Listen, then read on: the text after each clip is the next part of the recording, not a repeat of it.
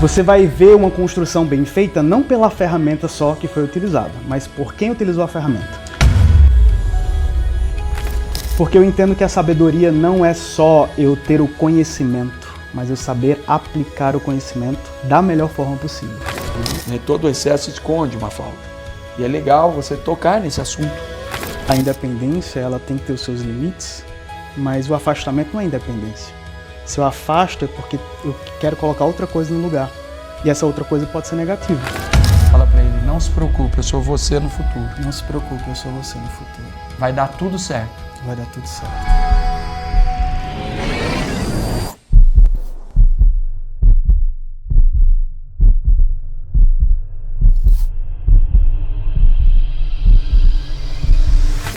Ele é movido por excelência. Uma pessoa que começou a vida construindo prédios, mas descobriu que a sua verdadeira obra era construir pessoas. Formado em engenharia civil, trilhou uma carreira sólida, mas foi no potencial humano, olha que incrível, que encontrou o alicerce da sua missão. Por mais de uma década, navegou por diferentes mercados, da saúde ao imobiliário, do financeiro ao desenvolvimento de negócios, sempre com um olhar apurado para o que realmente gera valor nas relações. Em 2023, viveu uma virada pessoal e profissional. Foi o ponto em que deixou de vender soluções para começar a revelar essências. Nasceu ali a Expecialist, uma empresa criada para ajudar especialistas a comunicarem seu verdadeiro valor e transformarem experiência em autoridade. Eu sou Alexandre Campos, hipnoterapeuta e mentor de empresários, e este é o podcast Mentes que Inspiram. Eu recebo aqui, no oferecimento primeiramente do MentorFi, nosso querido Gabriel Almeida. Seja muito bem-vindo, Gabriel. Prazer estar falando com você. Prazer é meu e obrigado pela visita. Uma honra.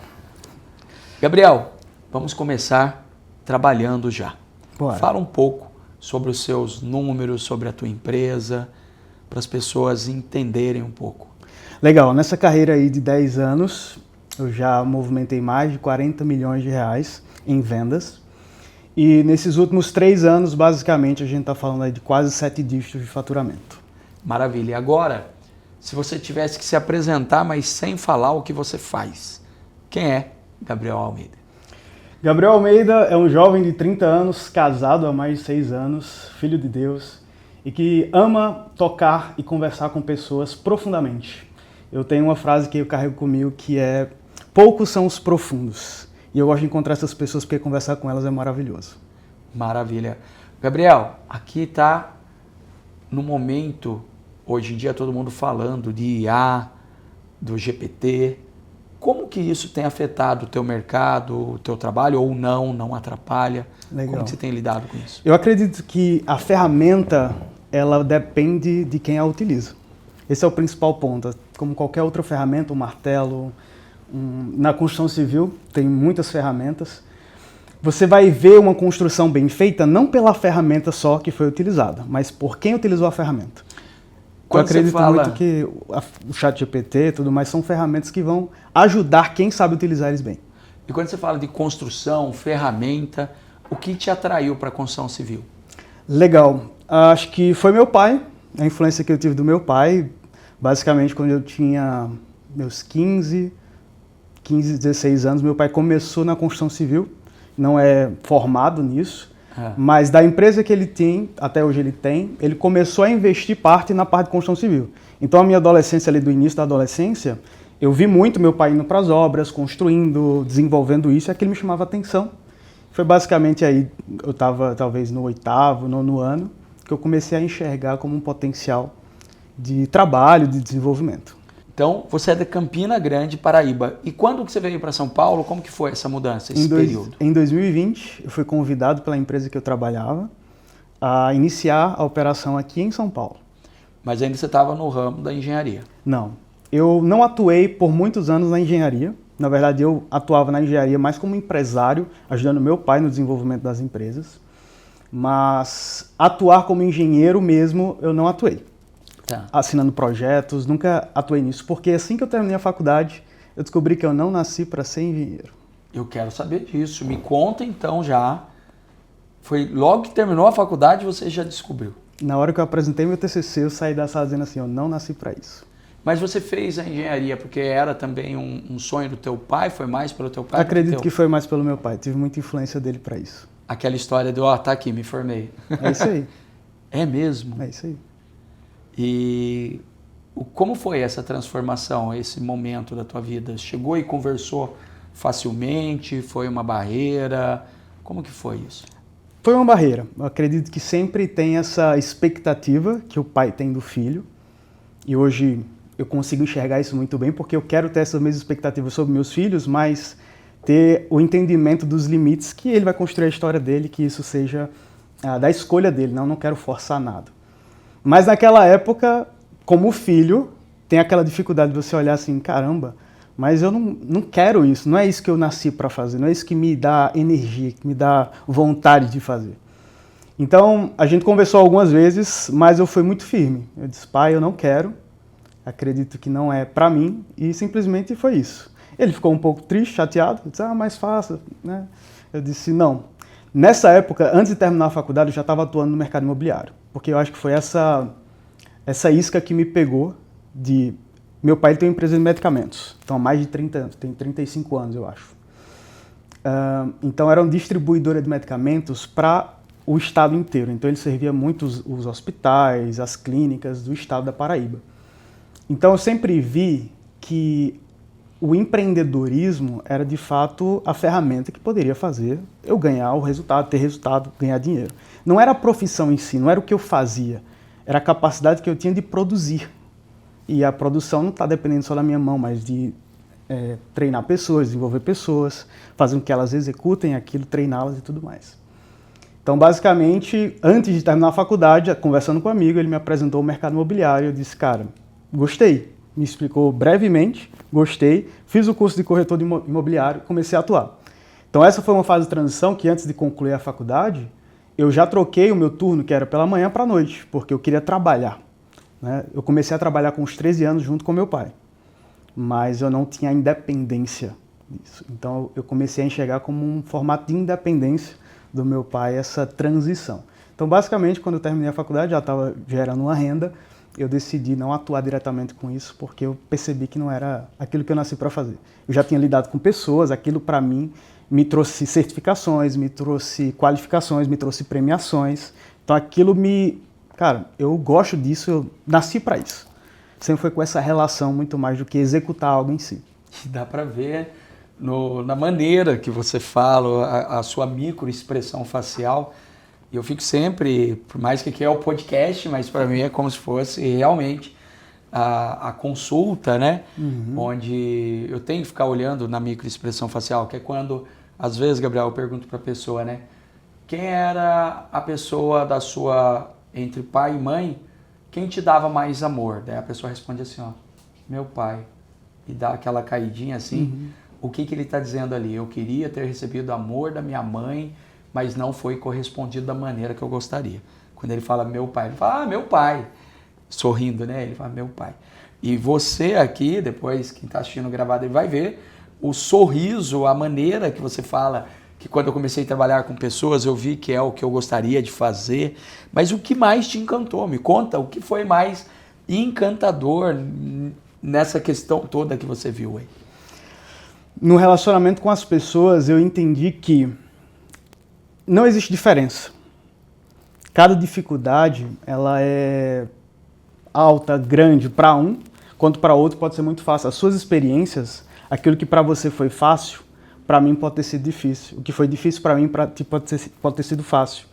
Então eu comecei a descobrir que o relacionamento com as pessoas é muito mais uma capacidade de eu extrair a visão que ela tem sobre o problema, a visão que ela tem sobre aquela questão, para que eu possa ajudá-la, para que eu possa ter um relacionamento com ela. Não está tanto afim com o problema que aconteceu, e sim como ela lidou com o problema. Eu gosto sempre de dar um exemplo, porque isso foi realidade na minha vida, e perguntar assim, na sua época de escola, não sei se seus pais te buscavam na escola, se você ia de ônibus, se você voltava a pé, Mas eu passei por uma questão bem interessante. Eu sempre fui o último a sair da escola. Não porque eu queria, não porque eu gostava disso, mas porque meu pai trabalhava muito. E depois que acabava a aula, eu sempre ficava com o porteiro esperando meu pai chegar para me buscar. Ah, Gabriel, você não podia voltar de ônibus? Poderia, por muitas vezes voltei, mas meu pai sempre queria estar presente nesses momentos. E eu admirava, eu gostava disso. E eu sofria por passar por isso, porque eu ficava sozinho, então isso para mim era ruim. Mas eu percebia que era a forma que ele poderia, ele estava se dispondo para fazer, né? Para estar junto. Só que eu sempre faço a pergunta da seguinte forma: você prefere ser o último a sair com teu pai ou prefere ser o primeiro a sair e ir de ônibus ou ir sozinho? Qual é o mais difícil? Porque muita gente reclama, né? Vou ter que ir de ônibus, não sei o quê, meu pai não podia me buscar e não me busca. Esse é um problema para alguns. Para mim era meu pai me buscar, mas ser o último a sair. Você não pode falar que o teu problema é maior que o meu problema é maior que o teu. Então eu preciso entender o que aquilo te gera de sentimento. Com isso eu consigo, primeiro, ter empatia para poder me relacionar bem contigo, porque senão eu vou dizer, teu problema é um problema pequeno. E aí eu já fecho o cara, eu já impeço de ter um relacionamento, um desenvolvimento. Então o ponto principal para mim é esse, é entender as pessoas, perceber elas, e quanto mais eu me relacionava com pessoas, mais eu entendia que elas tinham seus potenciais ali escondidos. Que incrível. E quando você fala sobre a dor, né, que a dor de cada um é única, até falando de dor física mesmo, né, qual é a pior dor que existe? Muita gente fala assim, a pior dor que tem, dizem, né, que é a dor de pedras, o cálculo renal, a pedra no rim, né, dizem. Depende. A pior dor é aquela que você sente. Pode ser a dor de ouvido que você está sentindo, se você não tem pedra no rim. Pode ser a dor de ouvido, pode ser a dor da lombar, pode ser a dor do joelho. A pior dor que tem é aquela que o indivíduo sente, né? E quando você fala também sobre a questão do algo que parece fácil para você, mas para outro não é. E isso é muito interessante. Eu estava ouvindo recentemente um podcast da concorrência, que tem que ouvir, né? A gente sempre tem que se inspirar no que há de bom, onde uma das entrevistadas estava falando sobre venda de cursos e livros, que fugiu o nome, senão eu daria, obviamente, o crédito a ela, sobre que qualquer pessoa pode escrever um livro, um conteúdo, porque o que eu sei fazer é fácil para mim, que nem você falou agora, é fácil para você. Mas para outro pode ser a coisa mais difícil do mundo. Se quiser escrever hoje um livro como morar em São Paulo, como mudar de cidade, é um livro, é um conteúdo, né? Tudo é um conteúdo. E o que você achou de mais desafiador na questão, falando na questão geográfica mesmo, sair lá da sua cidade, do seu estado e vir para São Paulo? Como que estava a sua mente nesse período, né? Você chegar numa cidade totalmente diferente, cultura diferente, não tanto, porque ainda é o mesmo país, mas como que foi para você essa transição? Legal, eu vim bem no início da pandemia. Nossa. Basicamente ali setembro de 2020.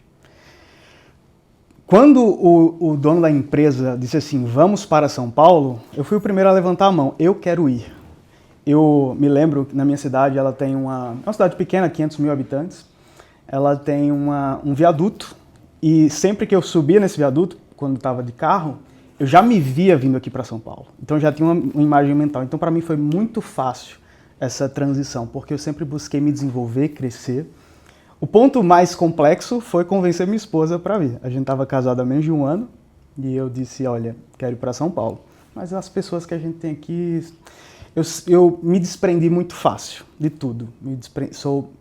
Me tornei uma pessoa muito desprendida das coisas, das pessoas, dos relacionamentos que eu tinha, tudo ali, para enfrentar esse desafio. Então eu sou muito movido a desafio, eu gosto de estar num ambiente onde, cara, sou desafiado, e aí? Eu vou fazer, mas claro, desafios que façam sentido para mim, né? Não vou entrar em desafio que não faça sentido. Então para mim foi muito tranquilo, então eu cheguei aqui com a visão de São Paulo, que também mudou muito, porque todo mundo falava da loucura que é São Paulo, da correria e tudo mais, mas eu cheguei na pandemia, onde estava tudo vazio. Então o trânsito e tudo mais foi muito tranquilo. Depois de 2 anos que eu comecei a ver o que era de fato São Paulo. O que era de fato São Paulo. E quando você fala sobre a questão de, eu subia lá no viaduto, lá na minha cidade, ali era tipo, eu vou para São Paulo, olha, isso aqui é coisa do interior que estamos falando aqui de Taubaté, interior, que é menor que a sua cidade. né, de 500 mil habitantes, aqui é 300 e pouco. E essa questão de você já passando pelo viaduto e já se projetando mentalmente para São Paulo, realmente ali você já estava fazendo, que você me fez essas perguntas nos bastidores sobre o que é hipnoterapia, o que é hipnose e tal, ali você já estava programando a tua mente para vir para São Paulo. Uhum. Né? Aquele negócio, faz de conta que eu estou em São Paulo aqui, ó, lá no viaduto do interior.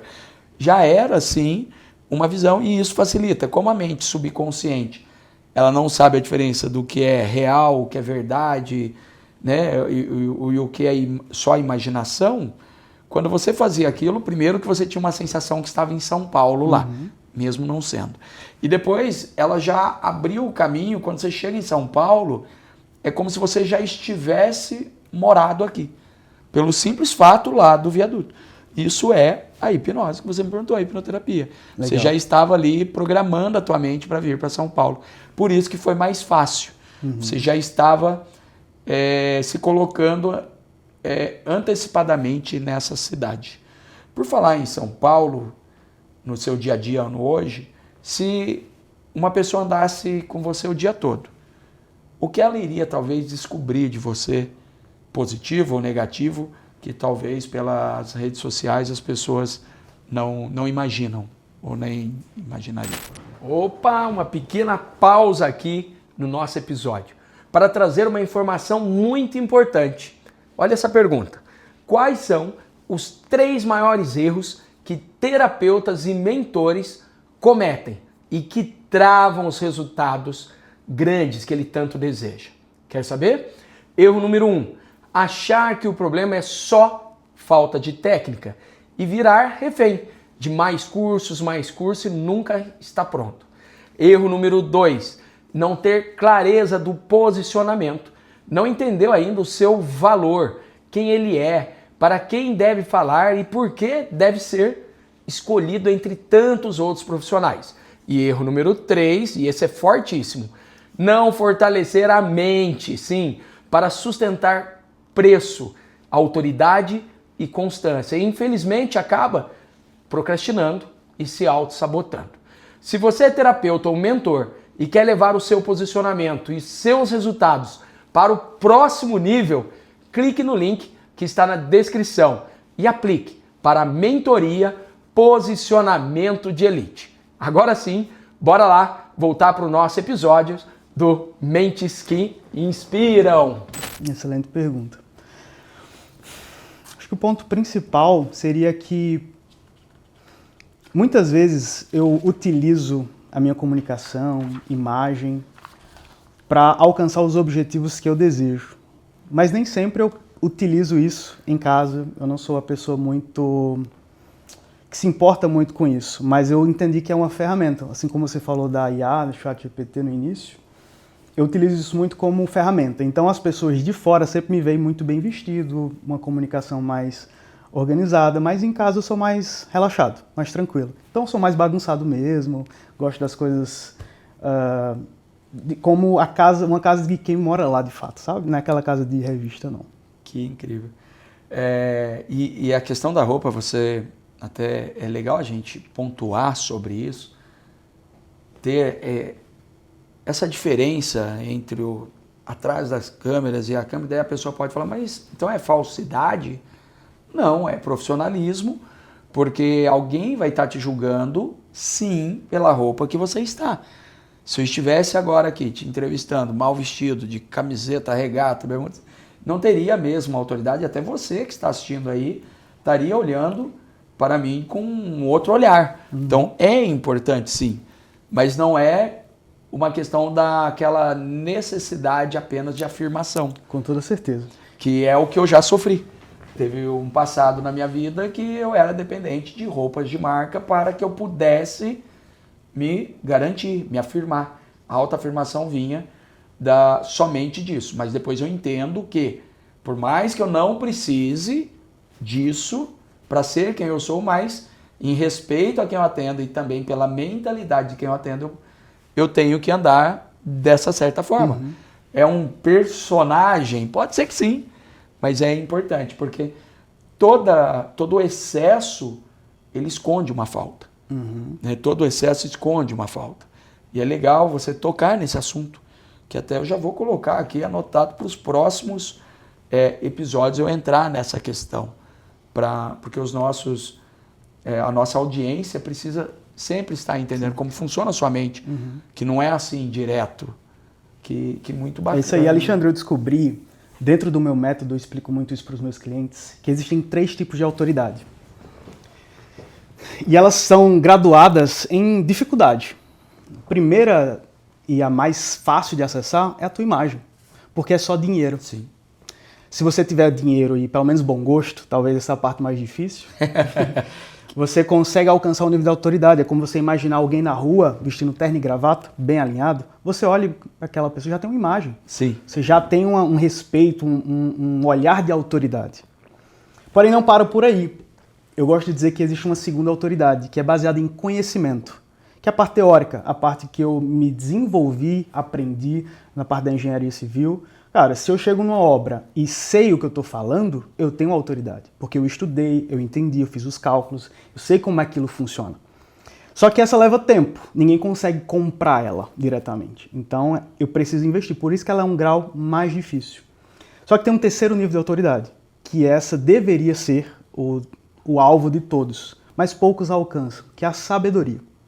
Para mim é um dos assuntos mais profundos, e é o que eu carrego na minha vida por muitos anos, sempre buscando sabedoria, porque eu entendo que a sabedoria não é só eu ter o conhecimento, mas eu saber aplicar o conhecimento da melhor forma possível. Então, não é todo mundo que alcança esse nível, porque elas não querem se esforçar, e eu falo não quer se esforçar com a visão de é necessário se provar mesmo, é necessário colocar o ouro no fogo para que ele se torne o ouro que a gente conhece. Então a sabedoria é a experiência, é a vida, é quando você experimenta aquilo e você comprova, aquilo funciona dessa forma. Porque eu já fiz, já errei, já acertei e funciona assim. Então são os 3 níveis de autoridade. Eu falo muito com especialistas experientes, a minha chamada é essa. São pessoas com mais de 20 anos de experiência na sua área de atuação. Por quê? Porque eu entendi que essas pessoas elas já têm a capacidade técnica. Se eu puder já entrar nisso, com meus 15 para 16 anos, eu tive uma experiência muito profunda com um profissional. Ele era um contador lá da minha cidade. E esse profissional, eu enxergava, ele tinha um bom escritório de contabilidade. Tinha, sei lá, 50 pessoas atuando no escritório dele. Então, para mim, já era uma referência de empreendedor. Mas eu percebia que ele não era o cara apenas técnico. Mesmo ele tendo muito conhecimento técnico, ele não era um cara apenas técnico. Ele era um cara que conseguia resolver os problemas do cliente antevendo o que acontecia. Ele muitas vezes não prezava que o cliente chegasse para ele e disse assim, cara, eu tô com esse problema, você pode me ajudar? Não, quando ele atendia o cliente, ele dizia, cara, você vai ter esse problema. Então, se você não resolver isso agora, esse problema vai aumentar muito mais. Então, nessa relação que eu tive com ele, de aprendizado, de desenvolvimento, eu entendi que as pessoas que já são muito boas naquilo que elas fazem, não vão precisar que eu ajude ela tecnicamente. Mas são 2 coisas principais. Mentalidade, como elas se enxergam, porque tem pessoas que têm 20 anos, 30 anos de experiência que não se enxerga como autoridade, não conseguiu encontrar em si mesmo a capacidade de desenvolver algo. Então elas são muito levadas pelas coisas. E segundo, exatamente a sabedoria, conseguir extrair essa autoridade baseada na sua experiência. Então, por ela primeiro não se enxergar como alguém que é capaz de desenvolver aquilo, ela trava todo o resultado que ela pode ter. A autoimagem dela. A autoimagem. A autoestima, a autoconfiança. Todo o processo. Por isso que eu trabalho com a comunicação. Não é só o que você fala, é como você fala, para quem você fala. Isso é muito mais importante do que o que você fala. Aí vem aquelas frases, né, tradicionais. Mais importante que aquilo que eu digo é como eu digo aquilo. Exato. Com certeza. A maneira e para quem você falar. diz também, porque se você fala daquele jeito certo para a pessoa errada, você está desperdiçando aquilo. Aí nós vamos para uma outra que eu usava nos treinamentos. A forma mais fácil, a forma mais correta, algo assim, de falar com todo mundo, tratar todo mundo igual, é tratar cada um de forma diferente. A melhor forma que eu tenho de comunicar com todo mundo igual é se comunicar com cada pessoa, com cada indivíduo de forma diferente. É isso aí. Porque às vezes a maneira que você fala com um, com o outro já não dá. Eu gosto muito do Bernardinho. treinador da seleção brasileira de vôlei. Sim. Ele conta um exemplo, num dos vídeos que eu assisti dele, que no mesmo time, pessoas diferentes ele tratava de forma diferente. Sim. Porque uma das meninas lá, das mulheres, das jogadoras, recebia a correção ou o feedback de uma forma mais firme. Se eu fosse muito manso com ela, alisando, não ia gerar resultado. Ele falando, né? Eu tentava fazer dessa forma e não funcionava. Mas para outra, se eu fosse muito duro, ela se fechava. Então ela não conseguia gerar resultado. Então eu entendi que para uma precisava ser duro e para outra precisava alisar, vamos falar assim. Isso é ouro, né? Eu tive em evento presencial com o Bernardinho, ele era o técnico do Barueri, se não me engano, lá de Alphaville, né, da região. Uhum. E o grupo Rinodê patrocinou. E eu tinha em casa, até um tempo atrás, camiseta autografada dele. E eu sou fã dele. E a gente aprende muito com o esporte, com essa parte da mentalidade. Total. Mas você falou agora há pouco, né? Eu já errei, essa palavra o errou. E às vezes para ensinar, para poder explicar para alguém, às vezes a pessoa aprende muito mais com os erros do que com os acertos. Com certeza. Qual foi o seu fundo do poço? O momento mais desafiador da tua vida? Vou falar isso. Eu gosto muito da visão que existe a diferença de persistência e insistência. Porque a persistência é eu saber que tem um objetivo. Nos dois eu sei que tem um objetivo depois da montanha. Vamos pensar nessa forma. Uma alegoria aqui.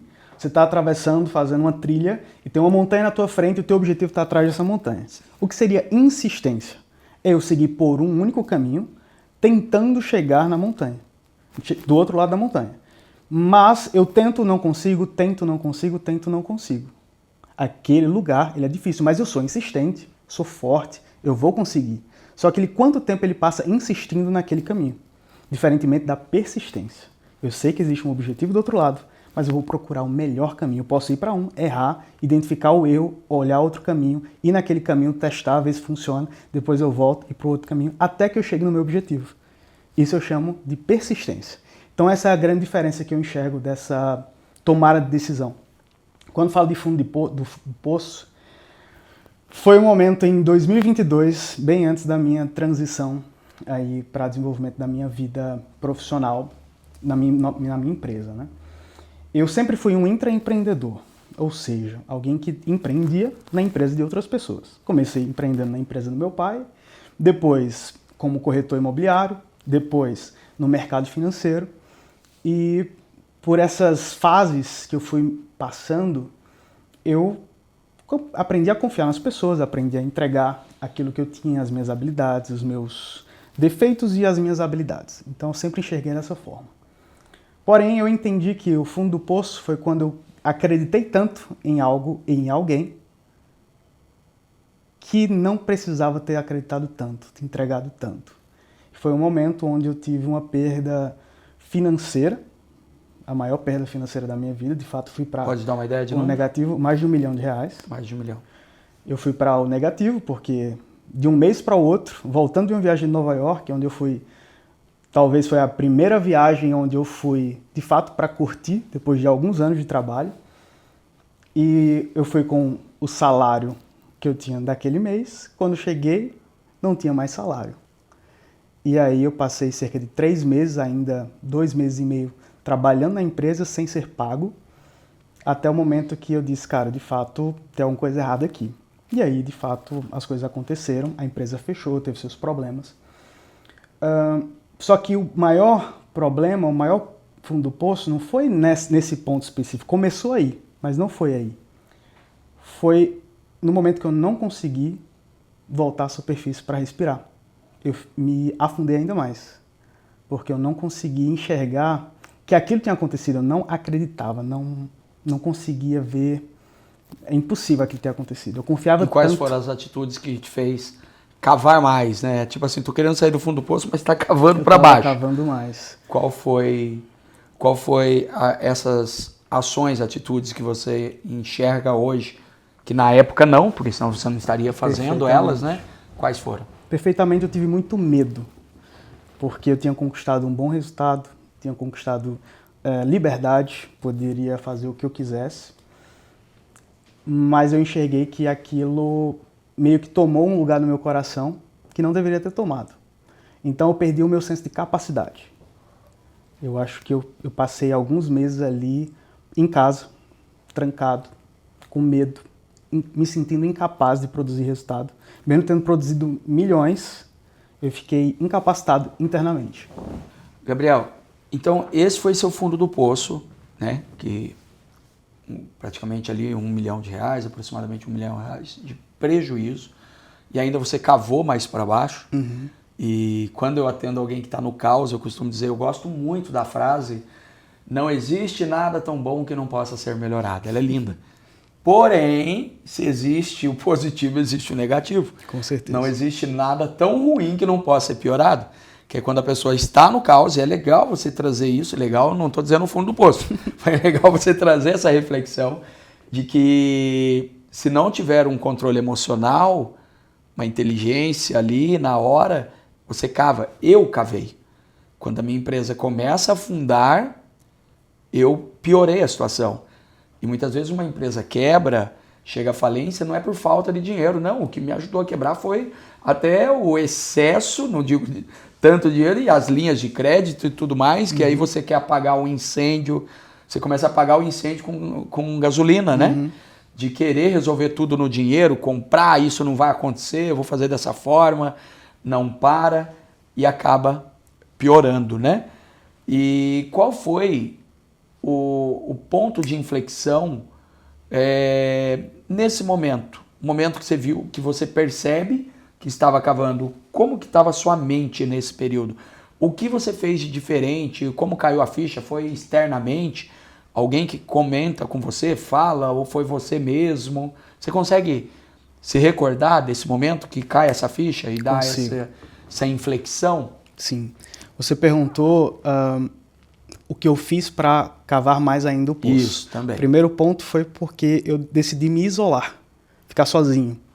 Não ter mais contato com pessoas externas, porque eu estava envergonhado, estava com medo, estava numa situação que, para mim, eu nunca me imaginei viver, com vergonha de todo mundo, com vergonha da minha esposa, porque como o Gabriel chegou nessa fase e aconteceu isso, depois de tudo que ele conquistou.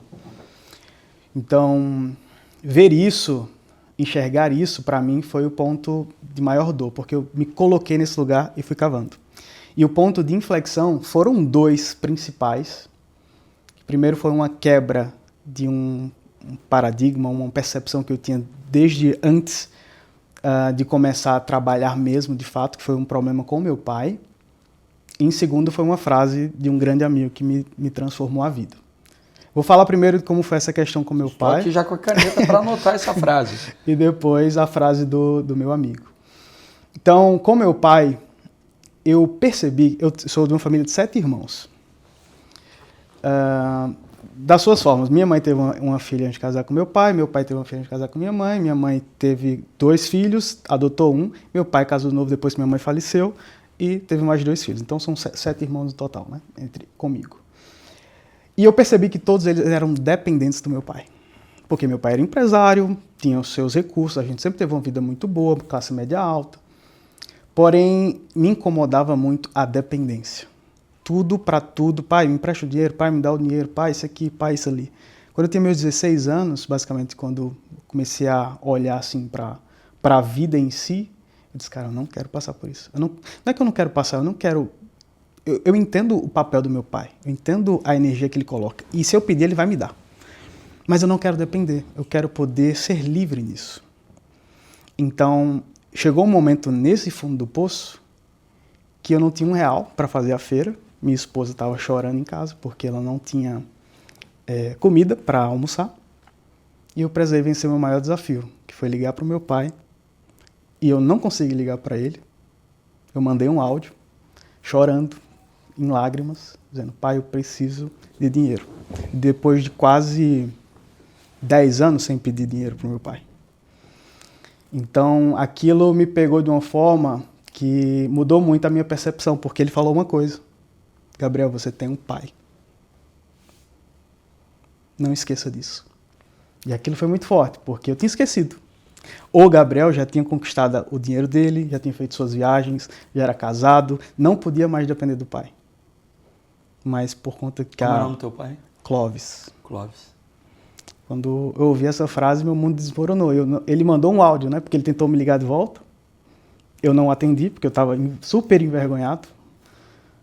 Ele simplesmente mandou o dinheiro, eu pude fazer a feira.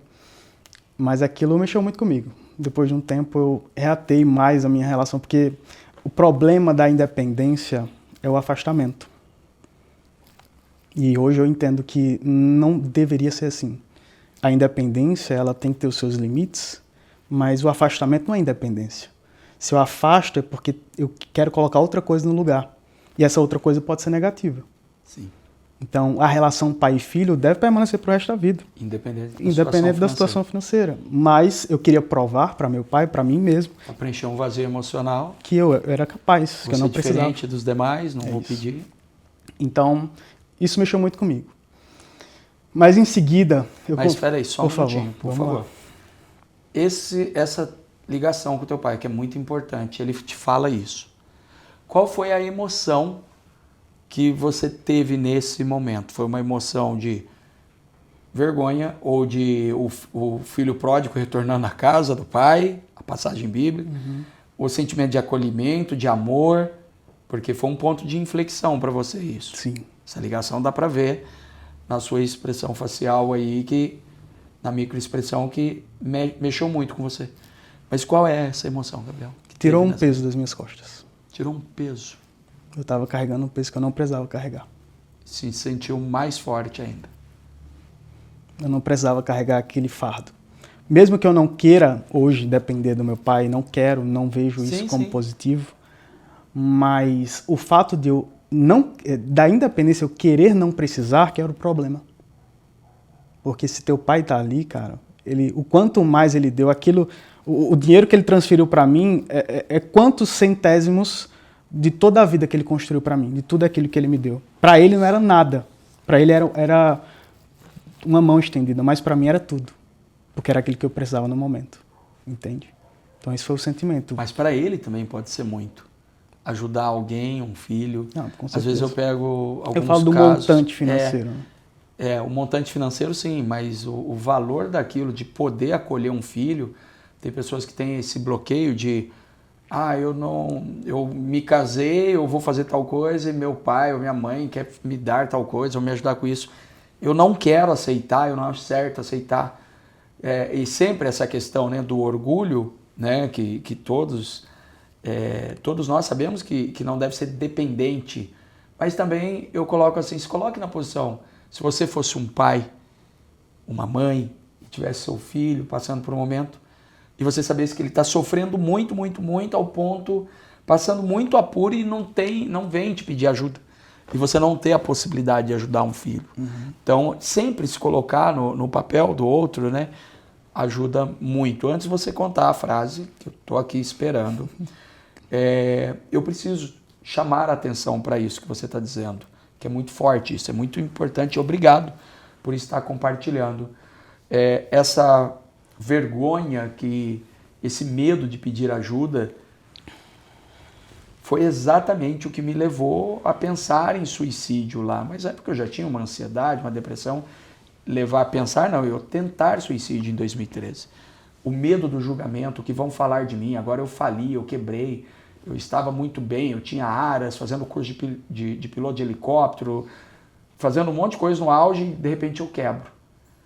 E é por isso também que 77% das mortes por suicídio são homens. Porque os homens talvez escutaram desde a infância que o homem não chora, tem que ser forte, que não pode pedir ajuda, que tratamentos não é para pessoa que tem saúde emocional, e aí ele não busca ajuda.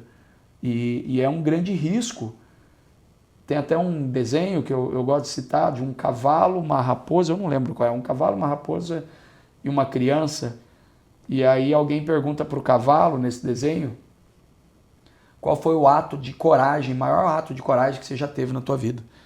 Aí o cavalo responde, pedir ajuda. E foi o que aconteceu contigo. Naquele momento, você pedindo a ajuda foi um ato de coragem também. Total. Obrigado por compartilhar. Por nada. E qual é a frase do amigo? Depois de muitas conversas que eu tive com ele, entendendo o motivo de tudo ter acontecido, ele me falou algo que... Ele pai ou ele amigo? Ele é amigo. Um grande amigo, até hoje é um grande amigo. Hoje é um grande mentor para mim. Ele falou a seguinte frase: existe uma diferença entre o que dá certo e o que é certo. Essa é a grande definição da diferença do que é um fato e o que é uma verdade. Como definir um fato? O fato é algo que acontece, que tem provas que aconteceu. Mas nem sempre o fato quer dizer que é verdade. Dá para entender a diferença? O fato, ele pode ter acontecido, mas não ser verdade. Como assim, Gabriel? É porque a verdade, ela tem um fundamento. O fato nem sempre tem um fundamento. Eu vou explicar isso aqui de maneira simples. Por favor. O que eu acredito é que a verdade nem é algo, a verdade é uma pessoa. A Bíblia fala, Jesus é o caminho, a verdade e a vida. Tudo que não vem da verdade é mentira. Existe essa diferença. Tudo que não é verdade é mentira. Pode ser uma meia verdade, mas não existe meia verdade, porque uma pessoa não pode ser meia pessoa, ela é uma pessoa inteira. Então, o ponto é, tudo que não tem um fundamento verdadeiro não é verdade. Vou dar um exemplo. Você pode ter a sua empresa faturar milhões, a sua vida inteira, ter 30, 40 anos de empresa faturadas, e você nunca declarar um imposto de renda e a Receita Federal nunca te pegar. Isso pode acontecer? Pode acontecer? Pode, sim. Aconteceu. É um fato. Concorda? Mas será que isso é verdade? Será que isso tem um fundamento verdadeiro? É certo?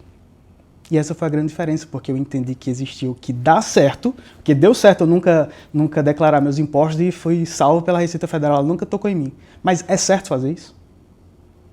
Então, se não é certo, não é verdade. E aí eu descobri que dentro do trabalho que eu atuava, na empresa que eu atuava, tinha um fundamento, não tinha um fundamento errado. Então não era uma verdade. Era um fato que funcionava, dava certo, mas não tinha um bom fundamento. E aquilo me trouxe a clareza de que eu preciso buscar a verdade. E eu entendi o seguinte: por muitos anos eu busquei o que todo mundo fala que é a maior busca do ser humano, que é o quê? Liberdade. Liberdade geográfica, liberdade financeira, liberdade de tempo. Todo mundo está buscando isso, parece, nos dias atuais. Só que eu descobri que tem uma coisa mais profunda do que buscar a liberdade. Na verdade, nós nem deveríamos buscar a liberdade, porque a liberdade é como se fosse um fruto numa árvore. Ele é um resultado de algo. E a Bíblia, mais uma vez, fala: conhecereis a verdade e ela vos libertará. E ela vos libertará. Então não é eu buscar o fruto da árvore, é eu buscar a raiz da árvore, eu buscar a árvore, que é a verdade, que é Cristo. Então, depois de um ano pensando sobre isso, eu passei esse meu período, entre aspas, sabático, onde eu estava me encontrando novamente. Eu busquei muito essa resposta, porque eu estava perdido. Eu acreditei a minha vida inteira, foram quase 4 anos investidos nessa empresa, nesse negócio, e eu não tinha alcançado os objetivos que eu tinha, porque de uma hora para outra tudo acabou. Então, como assim? Eu já tinha essa liberdade, já tinha buscado, já tinha conquistado. E eu descobri que, de fato, eu estava buscando a coisa errada. E as pessoas hoje se perdem muito porque elas estão buscando a liberdade, buscando o fruto da árvore, não buscando a árvore. E aí, se você busca o fruto da árvore, cara, acaba, apodrece, fica ruim, cai no chão. Mas quando você busca a árvore, cara, ela tem a capacidade de dar aquilo pro resto da vida. E o maior aprendizado de tudo que você traz desse período desse deserto, ele te ajuda muito no dia de hoje? Total. Total. Total. Isso é incrível, quando o ser humano ele entende que o momento dele de dor é o que fortalece ele no hoje. Que é o algoz, o pior algoz se transformou no anjo da guarda. Que tudo aquilo também que você viveu não é só para você. Ele te formou, mas também que ele vai ecoar nos atendimentos, na sua vida profissional até hoje. Com certeza. Maravilha. Gabriel, nós temos agora um quadro que chama o quadro Na Cadeira. Você me fez muita pergunta nos bastidores, o que é hipnoterapia. Um abraço para o Rony da MentorFi, que fez o elo, né? Que foi a corrente aí que aproximou. Você fez perguntas sobre a hipnoterapia e chegou um momento que você tem uma possibilidade de ir para cadeira, o quadro Na Cadeira, para a gente buscar aí, e eu já percebi que você tem uma facilidade muito grande de deixar a emoção vir, você tem muita autenticidade. Topa aí? Vamos lá. Quadro Na Cadeira? Pra cima. Então, roda a vinheta.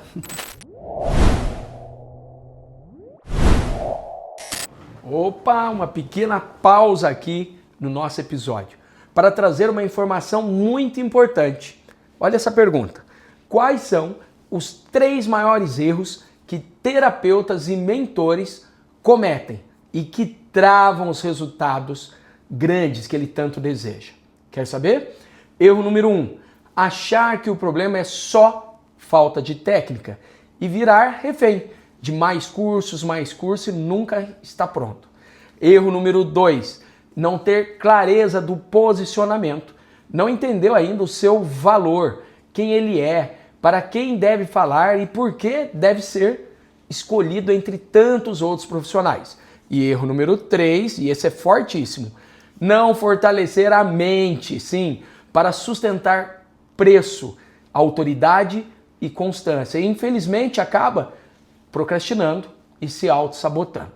Se você é terapeuta ou mentor e quer levar o seu posicionamento e seus resultados para o próximo nível, clique no link que está na descrição e aplique para a mentoria Posicionamento de Elite. Agora sim, bora lá voltar para o nosso episódio do Mentes que Inspiram. Então estamos aqui com o Gabriel na cadeira do Alê aqui, nessa cadeira poderosa, Gabriel. Como é que é estar sentado aqui, Gabriel? Maravilhoso. Maravilhoso? Expectativa.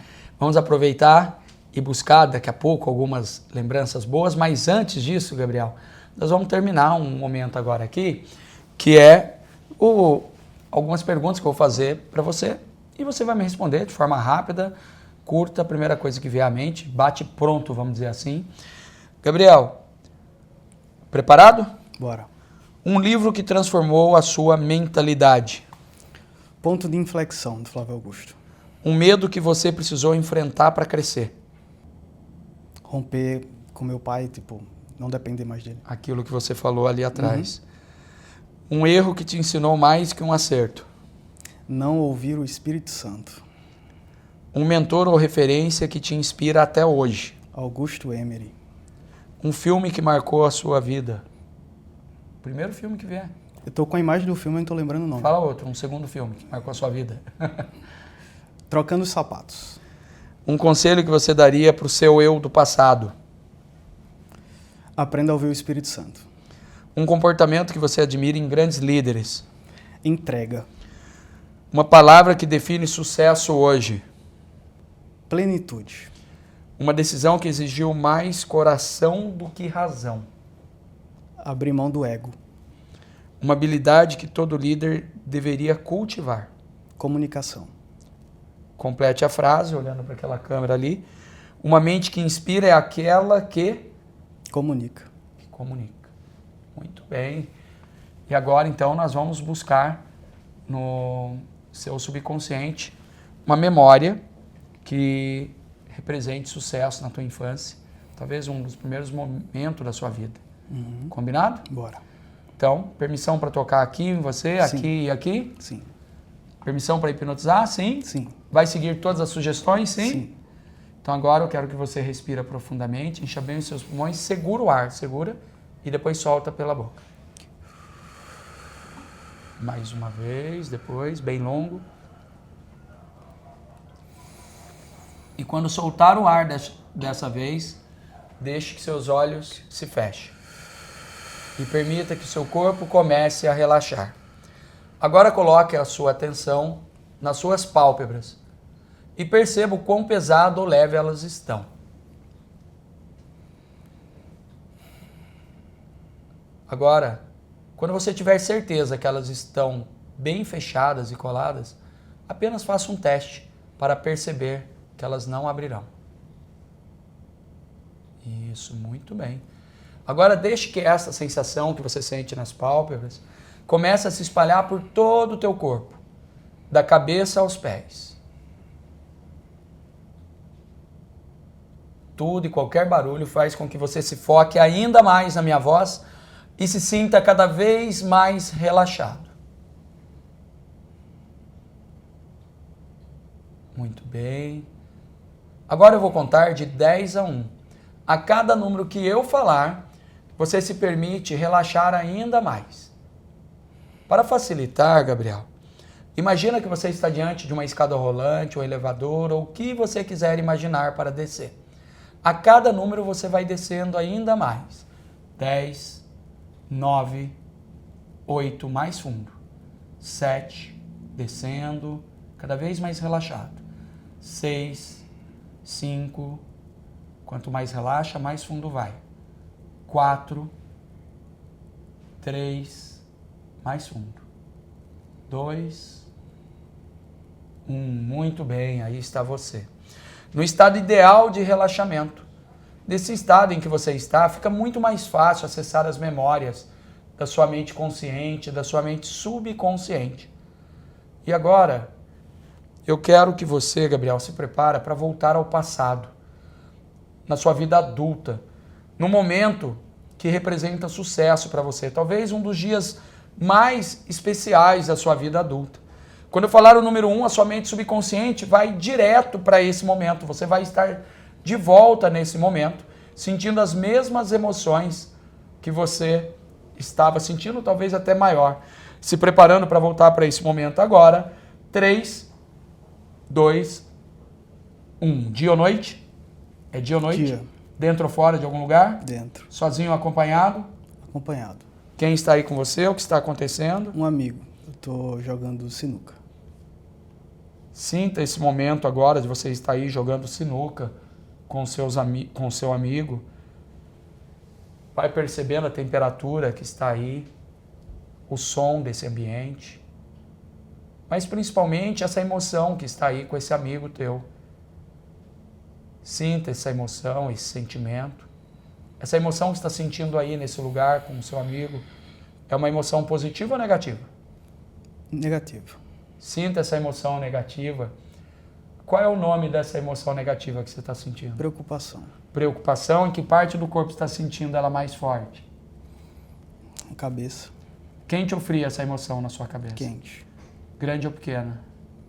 Grande. Qual é o nome dessa emoção, essa preocupação? Além de preocupação tem outro nome, outra coisa? Um objetivo não alcançado. Um objetivo não alcançado. Eu vou contar até 5, essa preocupação vai ficar ainda maior. 1, sinta essa preocupação na tua cabeça. 2, crescendo cada vez mais. 3, sentindo, deixando vir essa emoção negativa. 4, 5, ela está muito forte. Por que que está esse sentimento de preocupação agora? Objetivo não alcançado. Objetivo não alcançado. E agora, você estando aí nesse momento, eu quero que você se permita que mais alguém chegue a esse momento agora.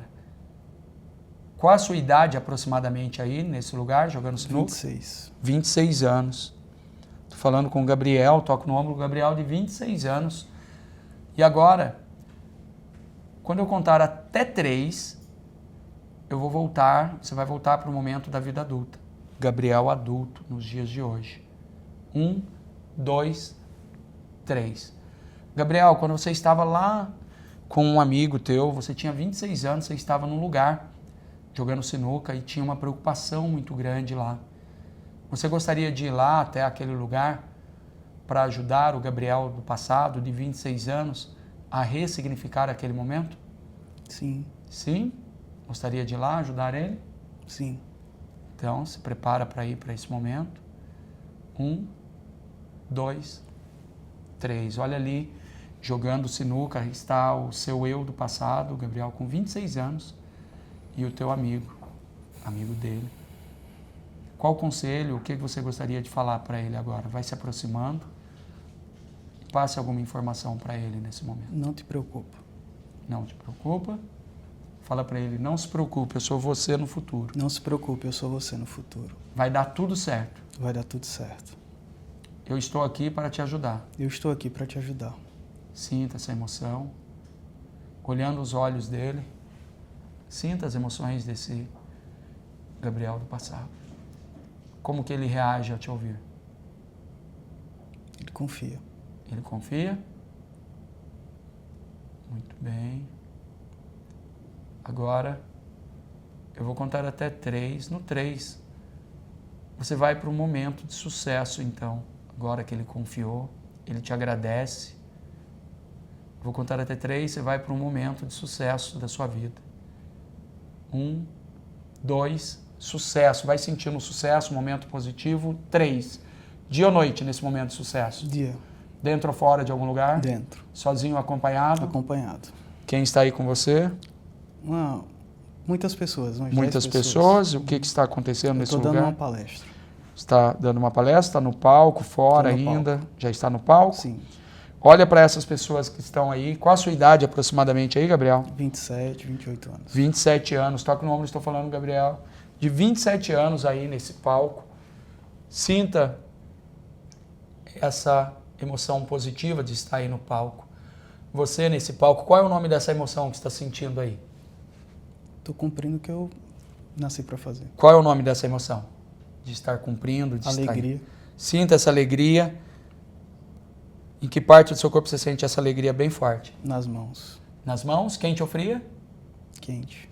Sinta que eu vou contar agora até 5, essa alegria vai crescer cada vez mais. 1, vai ficando cada vez mais alegre. 2, sentindo esquentando. 3, sentindo mais alegria. Vai tomando conta desse ambiente. 4, sentindo essa alegria crescendo.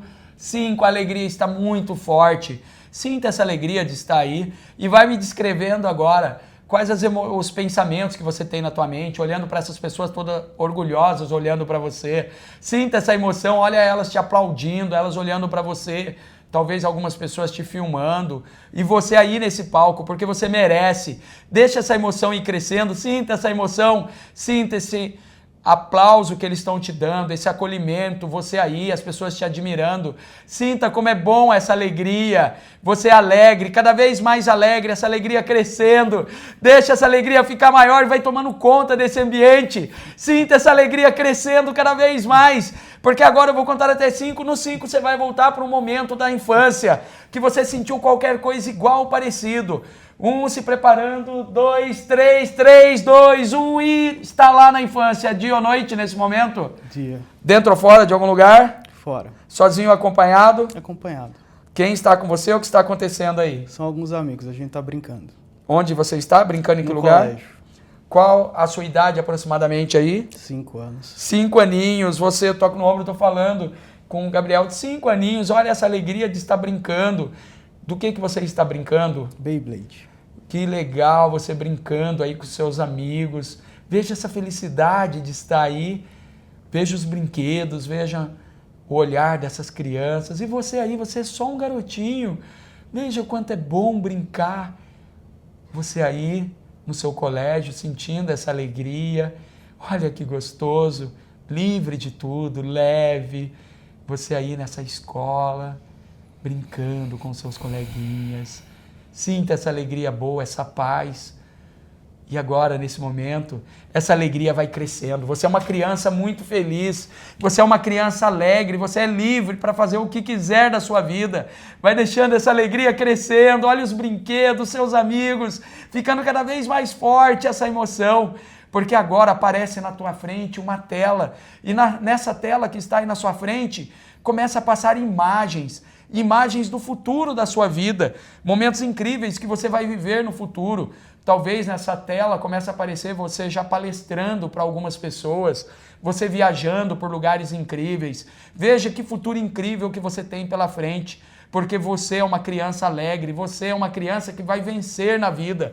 Mas também ali naquela imagem, você vê um adulto muito responsável, muito trabalhador, que tem uma facilidade muito grande com a comunicação e que, mais do que isso, ajuda outras pessoas a se comunicar melhor. Você tem uma missão muito grande, porque você sabe cultivar tudo isso de bom nas pessoas. você se torna uma referência. E essa imagem que está aí é o futuro que você vai viver, cada vez maior, viajando por vários lugares do mundo. Porque agora eu vou contar até 5 e você vai, a cada número, sentir mais vontade ainda de ter sucesso na sua vida, de prosperar cada vez mais. 1, faça uma respiração profunda e sinta o sucesso dentro de você. Sinta essa alegria incrível dentro de você. 2, mais uma respiração, deixando essa alegria, essa certeza vir cada vez mais forte. Porque você é merecedor, você está escrevendo a sua história. 3, mais uma respiração, podendo agora mexer os dedos das mãos, dos pés, sentindo essa alegria, essa vontade de viver cada vez mais forte. 4, mais uma respiração, se preparando para viver os melhores dias da sua vida. E 5, olhos abertos, se sentindo muito alegre e feliz. Poderoso? Demais. Compartilha conosco aí, para quem está assistindo, como que foi sentir tudo isso. Visitar esse momento lá da infância, você já tinha visitado, lembrava dessa cena, não? Como que foi? Eu, no primeiro momento, estava bem pesado, estava sentindo um peso grande no meu corpo. Mas depois, nesse final agora, eu senti uma leveza. De fato, saindo um peso, uma coisa que eu estava carregando, talvez, por muito tempo. E você tinha recordação dessa cena de brincando, de criança? Fazia muito tempo que eu tinha lembrado dela. Não? Faz muito tempo, eu não me lembrava dela. Não? Não se lembrava? Foi bom encontrar a sua criança? Bom demais. Gostoso? Sim. Então é isso. Parabéns pela sua entrega e obrigado por confiar.